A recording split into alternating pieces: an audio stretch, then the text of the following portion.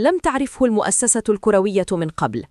المحتجون لم يخرجوا من أجل شعارات فارغة، بل برسالة واحدة واضحة لا تحتمل التأويل. ما حدث في نهائي كأس أفريقيا كان ظلماً فاضحاً، والسكوت عنه جريمة. المطالب كانت صريحة وحادة: سحب اللقب من المنتخب السنغالي، محاسبة الطاقم التحكيمي، وفتح تحقيق شامل في القرارات التنظيمية التي شوهت عدالة النهائي. الهتافات دوت في شوارع زيورخ، واللافتات رفعت اتهامات مباشرة لما سمي بتواطؤ داخل الكاف، وصمت مريب من الفيفا، صمت لم يعد مقبولا أمام رأي عام يرى أن نزاهة اللعبة تداس علنا.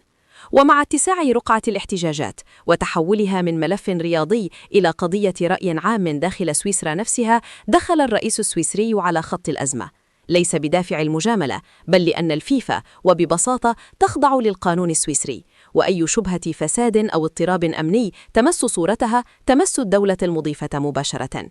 دوائر سياسية في بيرن كانت واضحة: ما يجري لم يعد خلافاً كروياً عابراً، بل ملف قانوني وأخلاقي ثقيل لا يمكن تجاهله أو دفنه ببيانات دبلوماسية باردة. الرئاسة السويسرية دعت إلى التهدئة واحترام النظام العام، نعم، لكنها في الوقت نفسه أكدت أن الغضب مفهوم، وأن سويسرا لن تقبل أن تدار على أرضها مؤسسات دولية بمنطق فوق القانون أو بعيداً عن الشفافية. الرسالة كانت قاسية ومباشرة: الفيفا مطالبة قانونياً وأخلاقياً بالتعامل الجدي مع هذه الأزمة، وأي شبهة تلاعب أو إساءة استخدام سلطة أو تأثير غير مشروع على نتائج المنافسات يجب أن تخضع لتحقيقات مستقلة وفق القانون السويسري، لا حصانة مطلقة ولا خطوط حمراء. بل الأخطر من ذلك أن تقارير متداولة تحدثت عن تخطيط مسبق لاستغلال ثغرات تحكيمية وتنظيمية في النهائي، وإن ثبت هذا الكلام فنحن أمام انتهاك صريح لمبادئ المنافسة العادلة وفضيحة تهز الفيفا والكاف معاً. سويسرا شددت: استعادة الثقة في كرة القدم لا تمر عبر المجاملات، بل عبر قرارات شجاعة حتى لو كانت مؤلمة. حماية سمعة اللعبة أهم من حماية الألقاب. وفي خضم هذا الضغط غير المسبوق، وجد جياني إنفانتينو رئيس الفيفا نفسه أمام أخطر اختبار مؤسسي في تاريخه: شارع غاضب، تدخل سياسي من أعلى مستوى، وشرعية أخلاقية تهتز. الفيفا أدركت أخيراً أن الأسلوب التقليدي في احتواء الأزمات لم يعد صالحاً، وأن الانحياز الأعمى لقرارات الاتحادات القارية خصوصاً الكاف لم يعد ممكناً. انتقادات لاذعة طالت الاتحاد الإفريقي الذي فشل حسب وصف دوائر داخل الفيفا في إدارة الملف، وقدم قرارات هزيلة زادت الشكوك بدل أن تطفئها، لينتقل الملف من شأن إفريقي داخلي إلى أزمة دولية تناقش في قلب أوروبا. الموقف داخل الفيفا بدأ يتغير: لا انحياز جغرافي، لا حسابات نفوذ، الانحياز الوحيد يجب أن يكون للحقيقة.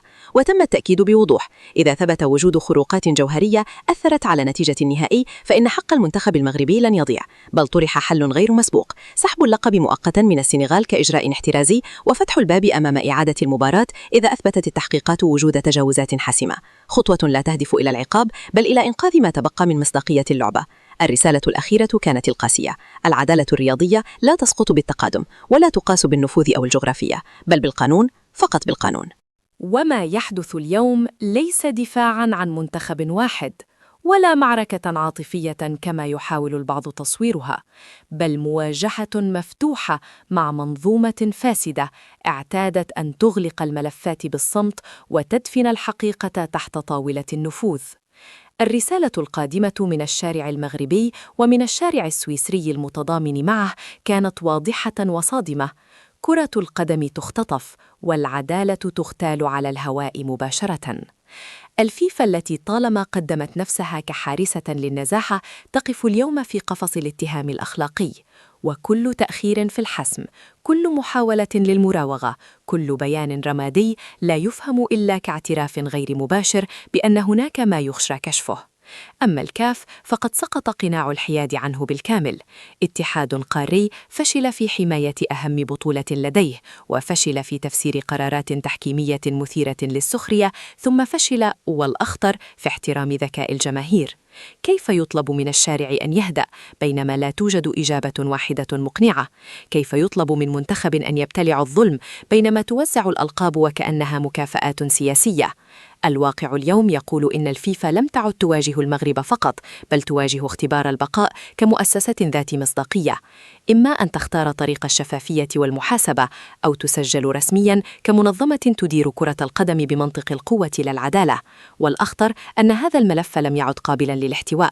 الإعلام الدولي بدأ يفتح الأسئلة المحرجة، الدوائر القانونية تراقب، والشارع لن يعود إلى بيته قبل أن يسمع قراراً لا تبريراً.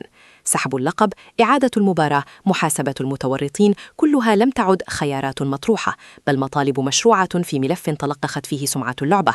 الفيفا اليوم أمام خيارين لا ثالث لهما: إما أن تثبت أن كرة القدم ما زالت تدار بالقانون، أو تعترف بأن البطولات تحسم في الكواليس. وما لم يحدث حسم حقيقي، فإنما بدأ كمظاهرات قد يتحول إلى زلزال ثقة يضرب كل منظومة الكرة العالمية، لأن الشعوب قد تصبر لكنها لا تنسى ولا تغفر الظن حين يفرض عليها بالصمت. والأيام القادمة وحدها ستكشف هل تملك الفيفا الشجاعة لتصحيح الخطأ أم تختار الهروب وتدفع ثمنه غالياً. لأن الحقيقة التي يحاول البعض القفز فوقها هي أن هذه القضية كشفت ما كان يهمس به منذ سنوات داخل أروقة كرة القدم الإفريقية والدولية، أن العدالة في الملاعب ليست مضمونة، بل خاضعة للتوازنات والصفقات ومراكز النفوذ. وما حدث في النهائي لم يكن مجرد أخطاء تحكيمية واردة، بل سلسلة قرارات متراكمة في توقيتات قاتلة وبمنطق يطرح سؤالاً واحداً لا يمكن الهروب منه: هل كانت النتيجة تدار أم تلعب؟ الجماهير لا تطالب بالمستحيل ولا تبحث عن تعاطف، هي تطالب فقط بشيء بسيط جداً: تفسير شفاف ومحاسبة حقيقية. لكن ما الذي حصل؟ صمت، تجاهل، بيانات عامة بلا مضمون. وهنا تحول الغضب إلى قناعة أن هناك من يراهن على تعب الشارع، وعلى أن الوقت كفيل بإخماد أي قضية، كما حدث مرات ومرات من قبل. غير أن ما لم تحسب له الفيفا والكاف حساباً هذه المرة هو أن الملف خرج من السيطرة الإفريقية ودخل إلى المجال القانوني والسياسي الأوروبي، حيث لا تدار الأمور بالعاطفة بل بالوثائق والمسؤولية وسمعة الدولة المضيفة. سويسرا التي بنت صورتها كحاضنة للمنظمات الدولية لن تسمح بأن تستعمل أراضيها كمقر لكيانات تحوم حولها شبهات نزاهة ثم يطلب منها الصمت. وهنا تكمن خطورة المشهد. لأول مرة لا ينظر إلى الفيفا كمنظمة رياضية فقط، بل كمؤسسة قد تكون مطالبة بالمساءلة القانونية إن ثبت التقصير أو التستر. وهذا ما يفسر التوتر الواضح داخل أروقة زيوريخ: اجتماعات طارئة، نقاشات مغلقة، ومخاوف حقيقية من أن يتحول ملف نهائي كأس إفريقيا إلى سابقة تفتح أبواباً لم تفتح من قبل.